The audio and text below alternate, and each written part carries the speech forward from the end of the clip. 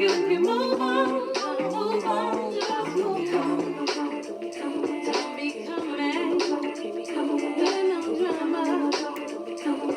Move on, keep it moving on. I can't believe you got me feeling this way. Brother, it's not alright, but yeah, it's okay. Now I'll be leaving out, moving away. Don't talk about it, prove it to me to stay. I had to pray when I was hoping to get back with you too, but you ain't ready on the regular, be acting a fool. Like confetti in the wind with wherever you blew. But now I'm tired and too old to pretend, that's why I'm You don't understand that I bust around for line and over impeccable timing. Rappers in front of me shining, trying to catch them from behind, and it's true. No man's an island, so I'm through clubbing and wilding. No running from commitment, trying to do 4-minute miling. Out with you, I'm always smiling, because I love a challenge. You're gray, girl, let me smother you with color from my palette. You say I'm tripping, be thinking I'm talking smack, but if I walk out the door, baby, I won't come back. How many times I done put up with your whine and huh? Girl, if you don't appreciate me, I'ma find someone. I'm honest, real with it, you know I ain't trying to play. You feeling me? All my homies say, hey. If he really wanna be with me, we can start a family. If nothing brother, move on, just go away. 'Cause I ain't got time to play, working 9 to 5 all day. But once you can move on, just move on. Don't be coming with no drama. Move on, keep it moving on. Your mama looking at me like, what my daughter seeing this? Dreadlock having always had me like I'm being friends. Bought me a new car, you bang the keys like a pianist. Your mama say she hate it, then why she always being it? Questioning my gear and why I dress this way. Had to tell her dad rocks like I'm Shantae. Plus I love your daughter, I treat her like she never needy, man, she never needy. And she ain't asking what I bought her. Kinda on me cause her mom was lonely when Pops get it. The only thing I'm leaving is podium top, get it? So hold tight, no time for pressure, play the zone. I'm sure you know I love you, but I heard you on the phone. You said, If he really wanna be with me, we can start a family. Nothing brother, move on, just go away. 'Cause I ain't got time to play, working 9 to 5 all day. Once you can move on, just move on. Don't be coming, there's no drama. That song right there, is sung by a group called Fifth Avenue Jones. An old group that ain't been in existence in the last 15 years, early 2000s track. And they put out 3 albums, but this one is a single from the album. And the group now dysfunctional. But that song, Move On, and dedicate today for a person with the Philadelphia Eagles that doesn't want to be with the team no more. And I'm talking about the one on it, Carson Wentz. Now, look. For the longest, I've been supporting you. I got up to 6 jerseys. 6 different jerseys of Carson Wentz because I thought this guy was special. I thought he was the guy that's going to lead into the promised land. Even though you did that before the injury bug, you paved the way for none other than number 9 himself. And that's Nick Foles, who started off raggedy but got better as the game progresses and led the Eagles to their first Super Bowl championship. Now, it sickens me to say things like this because, like I said, I supported you. It got to a point where I can no longer support you because you're letting word get out that you don't want to be in Philadelphia no more. Your silence speaks for a lot of us. You said that you haven't said anything about a trade, but yet you're letting rumor get out that you no longer want to be in Philadelphia. You don't want to be the franchise quarterback anymore. If you ain't saying this, then who is? You're letting people speak for you to a point where you're not open to come out and speak for yourself. Why are you doing this? What's the purpose? What's the focus? I thought the focus was for the Philadelphia Eagles, the football team, your teammates that you played for the last 5 years. The guys that you help win games, lose games at the same time, and at the same time, tie a game. And like I said before, ties to me is a loss if your record is not winnable. That's how I feel about ties. And I don't know how many times I can stress that over and over and over again. But the purpose and point of this is here. You're letting word get out that you don't want to be a quarterback for the Eagles anymore. Fans have supported you like me, and I've been on Facebook, I've been on IG, I've been on a lot of social media outlets defending you. Sometimes you can defend a person so much to a point where it wears on you mentally and physically, to a point where you don't believe anymore. So the question is now, do I still believe that you can be a quarterback? Yeah. But do I believe that you still can be a quarterback for the Philadelphia Eagles? Yes. But the question is, do you want to be a quarterback for the Philadelphia Eagles, or do you want to go somewhere else? See, you're letting word get out, and there's too many questions than being asked about your attitude, your character. And for a minute, I thought, well, maybe he needed silence to spend time with his family, his wife, his newborn daughter, and hang out with some of his friends who he's very close with. Or hang out with some of the Philadelphia Eagles players that you're close with. But that ain't been the case because, see, the fans don't know what you're thinking, because for the fact that you're letting word get out about you being traded or you don't want to be a quarterback anymore, and you're letting the organization tempt your trade, and you're letting the organization bait and speak on your silence. You're doing all of this out of character.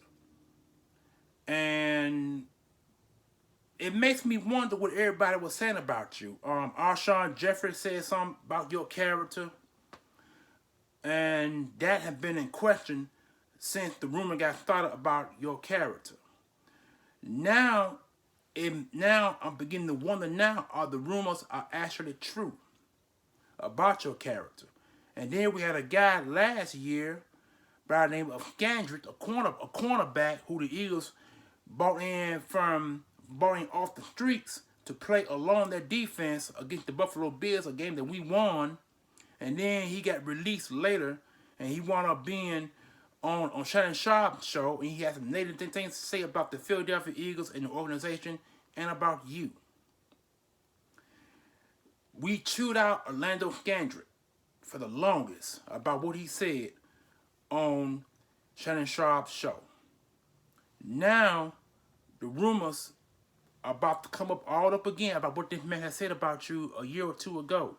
Now it makes me wonder, what he's saying, was it the truth about you and the organization? Because the organization now is so screwed up to the super fact is, people don't want Howie Roseman to be the general manager anymore. And so Jeffrey Lurie is at fault for the super fact is, his question as being an owner is now in doubt. And Howie Roseman's judgment of character when it comes to drafting players is in doubt, because the last 5 years, the Eagles have not had a Pro Bowl player other than you, Carson Wentz, who went to the Pro Bowl only one time, and an All-Pro one time. You know what I'm saying? So all that is in question about you.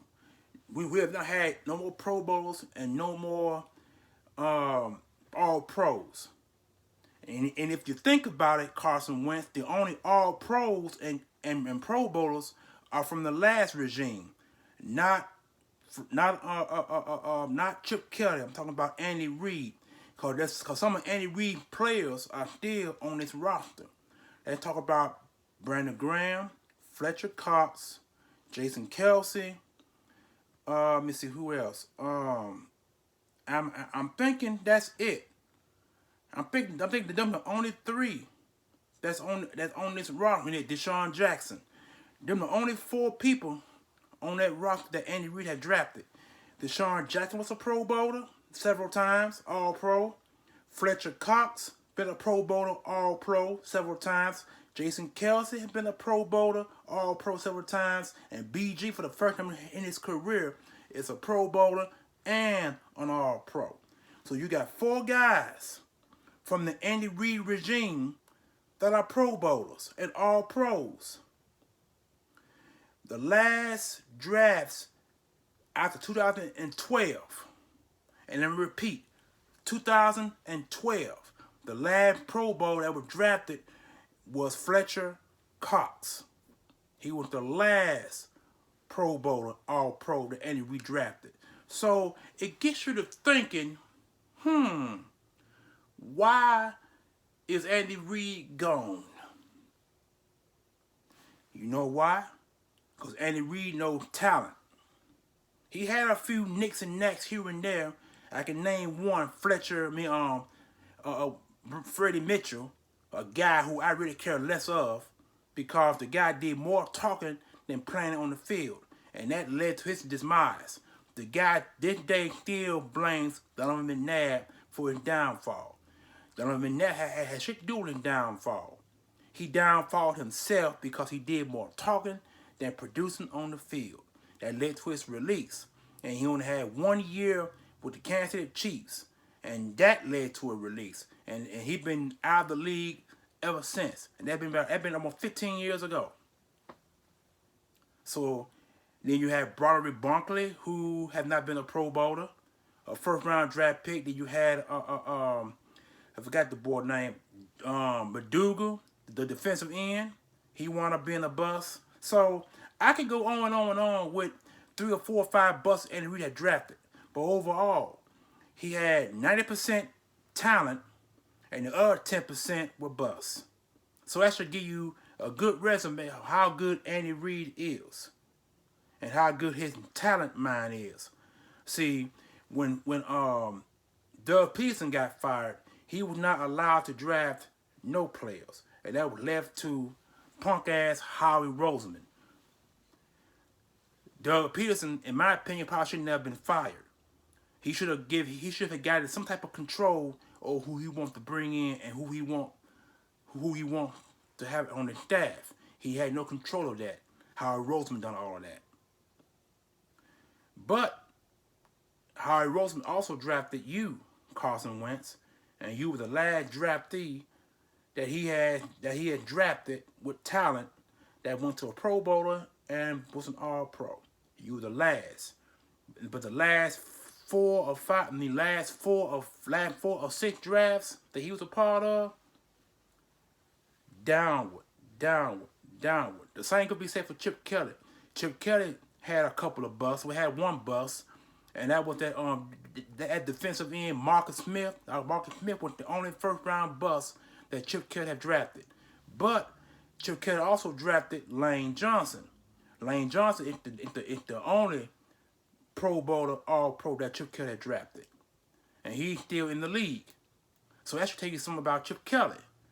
Chip Kelly's downfall was he was calling the same plays over and over and over again to a point where teams have caught on. And teams have beat him to the point of extinction. And that's why he's out of the league now. Last he played for was the 49ers. He coached for the 49ers, and then that led to his demise. So that tells you something right there about Chip Kelly. Chip Kelly was a good coach. Don't get me wrong. And yet the thing is, his demise is that he kept calling plays over and over and over and over again, the same ones. That little small sheet that he used to carry, the small play sheet. Everybody's play sheet is wide and big. He only had 1 small play sheet, had the same old plays over and over and over again. You know what I'm saying? So that would let him down demise, or he could let someone play call for him, but he didn't. So that's why he's out of the league now. But anyway, I just want to throw a little history in now in case a lot of y'all forgot. But Carson Wentz's silence has spoken. He have let people outside dictate where he wants to be as far as leaving here, going to another team. Now, from what I've been seeing from 5500 and other YouTubers like myself, they all been saying that Chicago and Indianapolis are the strong possibilities of his destination. It depends on which one is giving the better picks and giving out the better information of what they want to give for Carson Wentz. So that is what we stand at this moment. And they also saying that you could be traded by Monday. So if you traded by Monday, good riddance. Good riddance. Because see, I've gotten tired. I gotten really, really tired. I got one more jersey coming of you. One more jersey. And it's a different type of jersey that I'm having designed. They're going to be made. And when I get it, I probably... I don't know. I don't think I'm going to do a video of you. I might just take a picture of it and put it on Facebook, or I might just do a video. I don't know. It's all been in the air. But see, the thing is with you is, people had love for you. The Eagle fan base cared for you. But when you start doing things, when the season came to an end, you know, like I said, I can't blame all this on you. All this was on the coaching staff that didn't put you in position to win games. It really didn't. The only game that you showed some heart was the Baltimore Ravens game, when we had a chance to win it, but we bombed out. That's the only time you showed some heart. And then the last 3 games, teams started, but the fan base started losing faith in you. But when you played the Baltimore game, people started to say, okay, maybe he's who he claims to be, the franchise quarterback. But then the last several games down the line, you start losing games. Teams have found ways to come up the middle on you, all of that. You couldn't see the football field. And now, like I said before, you had a banged up offensive line. They didn't know who to protect because defensive lines and defensive coordinators were confused with the offensive line. They didn't know who to block. So if you don't know who to block, you're going to get popped, you're going to get hit, sacked, and knocked down. Need I remind you, you've been sacked 50 times, which is second all-time in Eagles history behind Randall Cunningham with 76. And that's a shame to get sacked that many times and not get rid of the football. That could have been many times that you could have avoided these hits and sacks. But you want to play hero ball, and you want to throw the football at will and squeeze the ball in tight coverages where defenders is knocking the balls out or intercepting the football. And you had quite a few. You've had 15 interceptions this season. 15. And only 16 touchdowns. That's one game above 500 when it comes to touchdowns and interception ratio. And you threw for 2,700 yards. Need to remind you, with a 57.9% passer rating, I believe, which is subpar compared to your 60 plus the last couple of years before this season came to an end. So all this drama that you bring into yourself, you're hurting, or no, well, you was hurting. Well, you was hurting the fan base. Some of the fan base still feel hurt because you're not saying anything.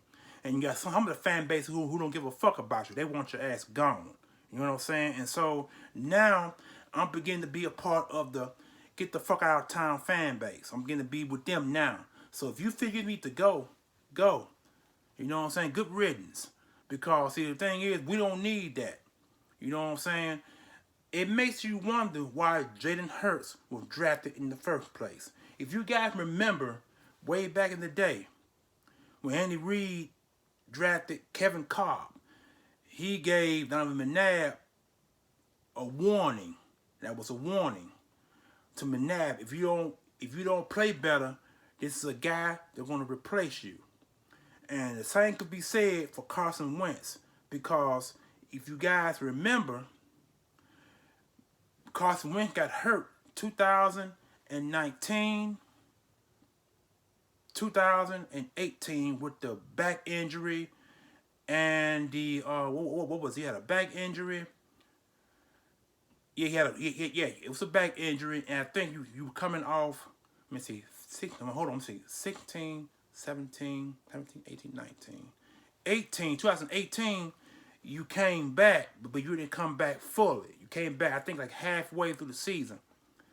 But you didn't play too very good in 2019.